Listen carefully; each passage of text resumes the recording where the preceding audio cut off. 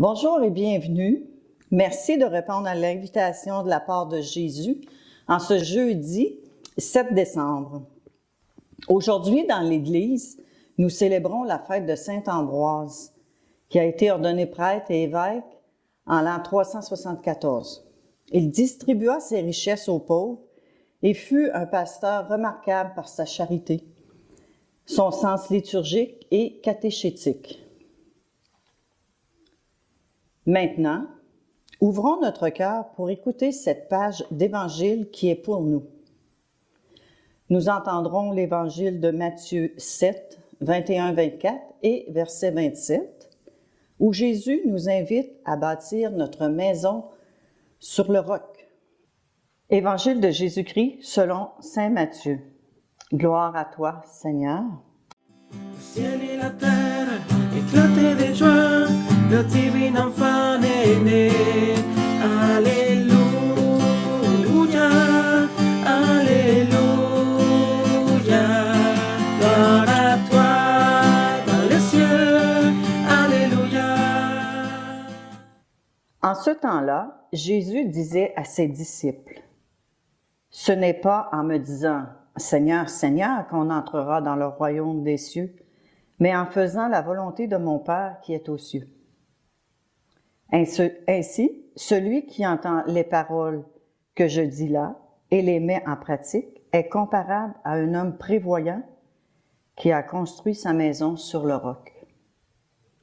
La pluie est tombée, les torrents ont dévalé, les vents ont soufflé et se sont abattus sur cette maison.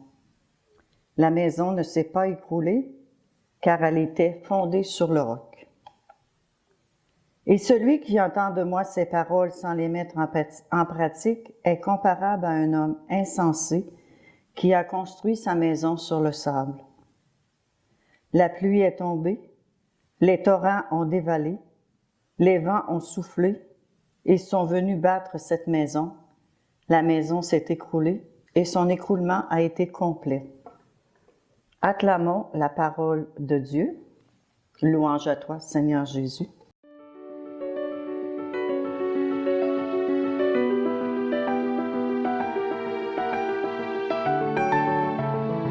Cet évangile nous interpelle à mettre la parole de Dieu en pratique et à faire d'elle le fondement, la base même de notre foi, de notre vie, afin d'être heureux et épanoui. Jésus nous parle de l'importance de l'action qui est inspirée par l'écoute de sa parole. Jésus me rappelle que la vie, c'est comme un édifice à construire. Chacune de mes bonnes actions est un étage qui s'ajoute à l'édifice que je suis. En effet, Jésus compare l'homme qui met la parole en pratique à une maison construite sur le roc. Et il ne faut pas oublier, les fondations de ma maison doivent être Jésus et sa parole. Bâtir sa maison sur le roc, c'est se préparer aux délices du banquet éternel. La parole de Dieu est l'assurance que nous ne serons pas détruits quoi qu'il arrive, que l'on restera debout malgré les difficultés. Est-ce que je crois à cela? On a entendu dans la parole, la pluie est tombée, les torrents ont dévalé, les vents ont soufflé et se sont abattus sur cette maison. Mais la maison ne s'est pas écroulée car elle était fondée sur le roc.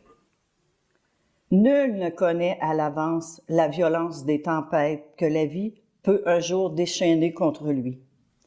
Ça peut être la mort, ça peut être la faillite, ça peut être la perte d'un emploi, ça peut être la maladie. On ne connaît pas le temps.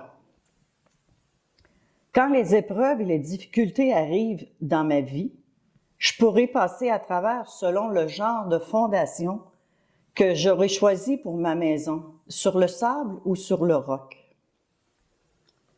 Si j'ai bâti ma vie sur la parole de Dieu, sur la prière, et qu'arriveront les épreuves, je pourrai mieux y faire face, mieux les vivre, en me rappelant, écoutez bien ça, que le Seigneur est mon roc et ma forteresse et qu'il ne me laissera pas tomber.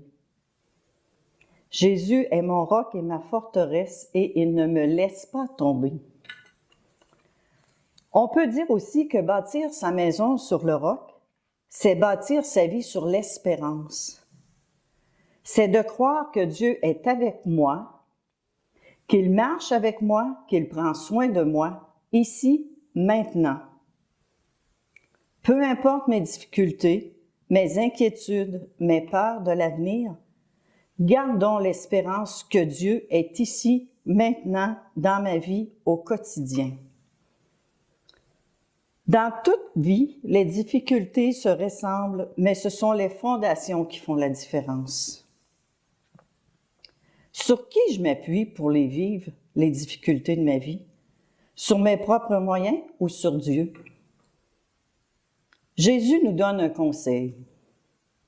Celui qui veut bâtir une existence solide doit la fonder sur le rocher inébranlable, la parole de Dieu écoutée, méditée et mise en acte.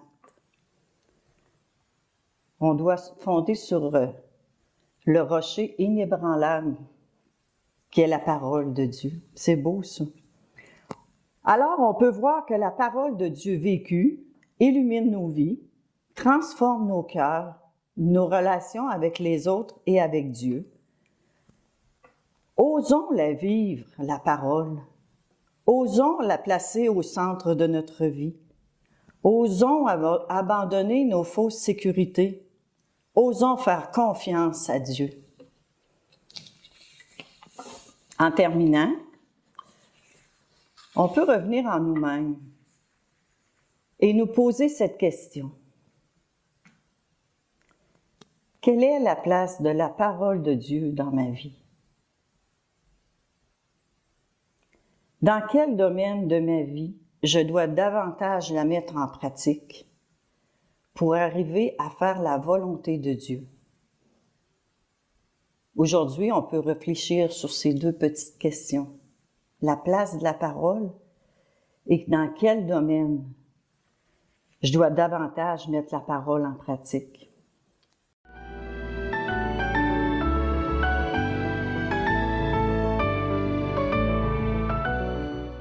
On va prendre un petit temps pour prier. Alors, Seigneur, accorde-moi de bâtir ma vie en toute sécurité sur ta parole. Qu'aucune tempête ne puisse l'ébranler, qu'aucune inondation ne puisse l'emporter, que rien ne puisse la détruire. Maintenant, prenons le temps de dire un « Je vous salue Marie » en lui demandant d'intercéder pour nous, afin que nous recevions la grâce d'aimer la parole de Dieu et de la mettre en pratique. Je vous salue, Marie, comblée de grâce. Le Seigneur est avec vous. Vous êtes bénie entre toutes les femmes, et Jésus, le fruit de vos entrailles, est béni. Sainte Marie, Mère de Dieu, priez pour nous pécheurs, maintenant et à l'heure de notre mort. Amen. Et que Dieu nous bénisse, au nom du Père et du Fils et du Saint-Esprit. À la prochaine.